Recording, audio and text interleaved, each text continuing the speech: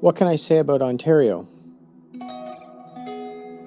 Ontario was a very demanding province, but also a pretty unusual experience by comparison compared to most cycling experiences.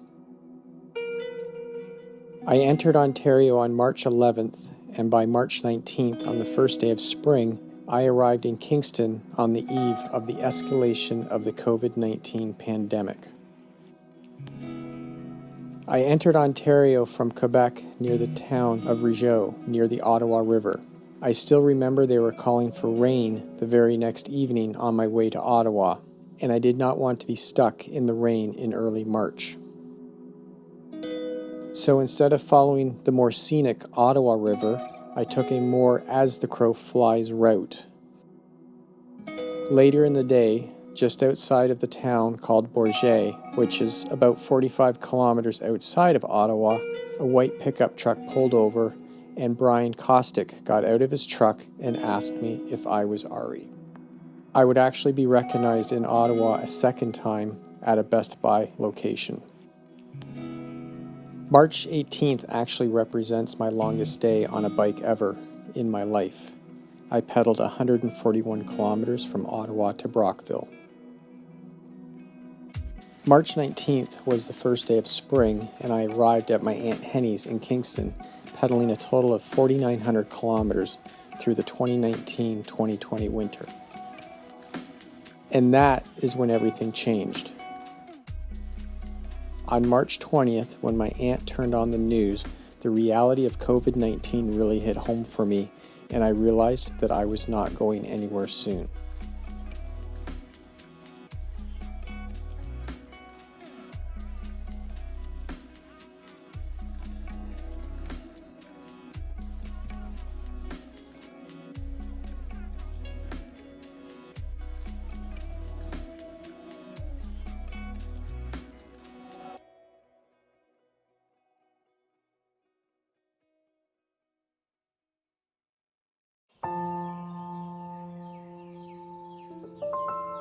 On May 19th, 2 months later, Premier Doug Ford started lifting travel restrictions in the province of Ontario.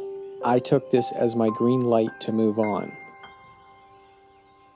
Within hours of leaving Kingston, I was handed a $20 bill from a local in a small town. And then hours after that, I received my first invite from Russ Duhame to be hosted near the Haliburton area. Both these acts validated my decision to move forward with my bike ride. I made the tough decision to completely bypass the Greater Toronto area and the Hamilton area, where I have spent most of my adult life. I did not want to put any pressure on any friends and acquaintances with such an uncertain post-COVID-19 environment. On my way to Haliburton, near the small town of Tweed, I was actually able to cross paths with a coworker, John Littenberg, who was now driving for a new company. It would seem that my random connections with people would continue even in a post-COVID-19 era, just as they did before the pandemic. From the Haliburton area, I made my way north to visit friends in Bonfield, which is just outside of North Bay. My friends in Bonfield were Steve and Holly Featherstone of Reptile Adventure Camp. I knew Steve from way back when I owned a reptile store in Hamilton called the Reptile Store. During my visit with Steve, I was able to play with a few of his reptiles and was able to confirm my suspicions that his 8-foot, 200-pound alligator named Mojo was actually my alligator when I owned and sold the store back in 2002. From North Bay, I followed the Trans-Canada Highway, also known as Highway 17, through Sudbury, Sault Ste. Marie, and Thunder Bay.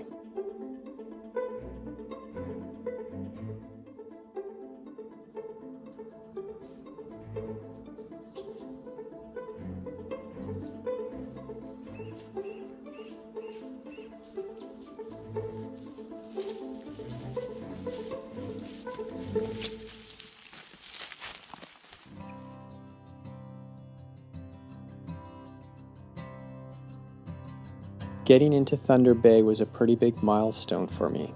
Way back on November 12th, I started this bike ride in St. John's, Newfoundland, where Terry Fox had started his Marathon of Hope in April of 1980. At the time, I could not bring myself to do a selfie at his Newfoundland memorial. I felt that I had simply not earned the right. Arriving at his memorial in Thunder Bay, where Terry's run sadly came to an end, I had pedaled 6,650 kilometers to get there. During my time in Ontario, I made it in 7 different newspapers and on the news once.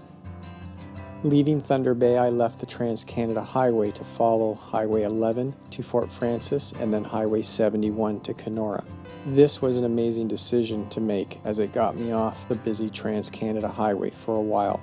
I also had some pretty amazing experiences along this route. During my visit to Kakabeka Falls, I met a family that had had friendships with distant relatives of mine. This connection was discovered thanks to my infamous Fortman cookie baseball cap.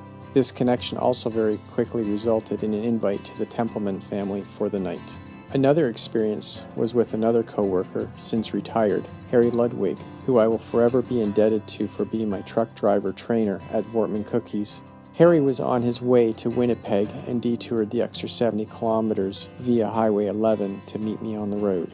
About 40 kilometers east of Fort Frances, my rear bike hub started to give me difficulties.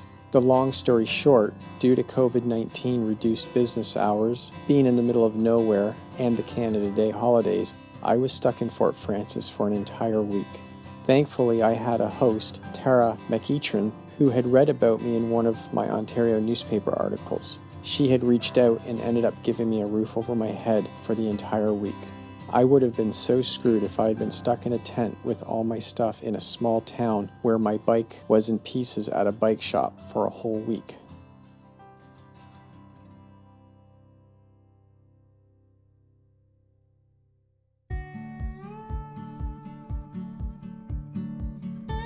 So part of the unusual aspect of my biking across Ontario was biking across Ontario during a COVID-19 pandemic. There's only so much you can do to prepare for the unknown. Probably my biggest issues were that restaurants were still closed except for drive-through. I had no way to charge my batteries or work on my blogs now. The lack of open washrooms and campgrounds were also challenges, but these challenges were not too difficult for me to deal with. My interactions and connections with people continued to be awesome all the way through Ontario. Tons and tons of friendly waves, friendly honks, and friendly conversations continued all the way across.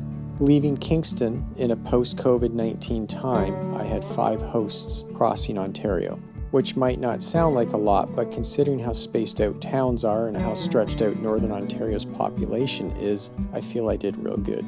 In the beginning, I categorized Ontario as demanding. Ontario is a huge province, and I ended up pedaling a total of 3,478 kilometers over 66 days in total.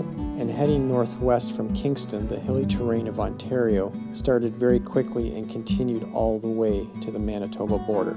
Driving across Ontario in a truck, I had no idea how hilly Ontario actually was until one day I pedaled it. It was definitely more physically demanding than I expected. Also, Ontario being as large as it is, everything, especially supplies and food, are very spread out. Most cyclists dread this and how busy the traffic is along the Trans-Canada Highway.